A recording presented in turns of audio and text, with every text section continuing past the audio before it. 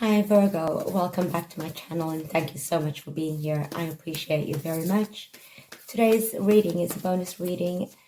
We're going to be diving deep into energy surrounding your love life, career, and your career life. Apologies. Whether you're seeking clarity in relationships, direction, or purpose, or simply curious about what's unfolding next, this message is meant to meet you right where you are. Take a moment to ground yourself, breathe deeply, and open your heart to receive whatever wisdom, spirit, your guides, and your higher self are ready to share.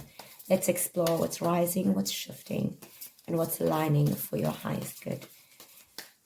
Let's dive right in. At the center of your spread, we have the Nine of Wands. Crossing that, the Nine of Swords. At your root, the Ace of Cups. In your recent past, the Queen of Pentacles. On your conscious, the Ten of Pentacles.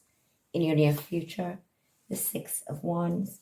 On your path, the Eight of Pentacles. The Seven of Cups, apologies. The Six of Cups. And Knight of Swords. Thank you, Spirit.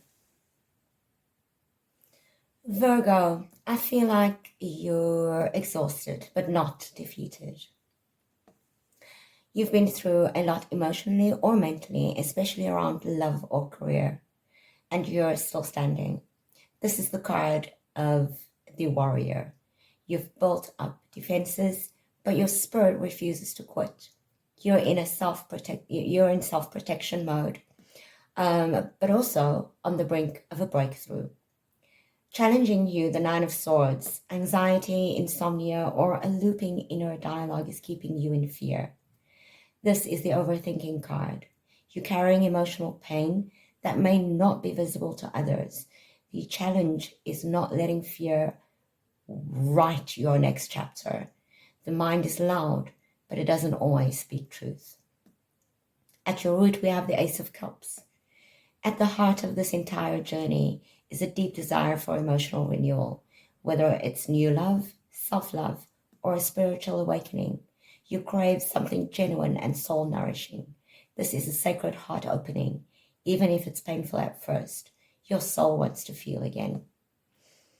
And then in your recent past, we have the Queen of Pentacles. You've recently been focused on stability, nurturing, and taking care of others, possibly at your own expense. Whether it was home, work, or love, you've done your best to show up grounded and generous. This energy is fading now, asking you to turn that same care inward. On your conscious, we have the Ten of Pentacles. You're dreaming big, thinking about legacy, family, financial abundance, and long-term security. This is your North Star, a life of richness, not just materially, but emotionally too. Whether it's a soulmate bond, a business, or a family, you want something that lasts. In your near future, we have the Six of Swords. Relief is on the way. You're moving into calmer waters emotionally or mentally. A healing journey begins. Perhaps a change of mindset, an actual relocation, or simply the decision to stop letting the past define your future. Peace is coming. On your path, we have the Eight of Pentacles. Spirit urges consistency. You're building something worthwhile, but it will require patience and craftsmanship. Whether it's healing, mastering your craft, or showing up daily for your goals. Put in the work. It's the tiny bricks that build the castle. External influences show up in the Seven of Cups. Confusion or illusion surround you, possibly from others who are indecisive or not being entirely clear.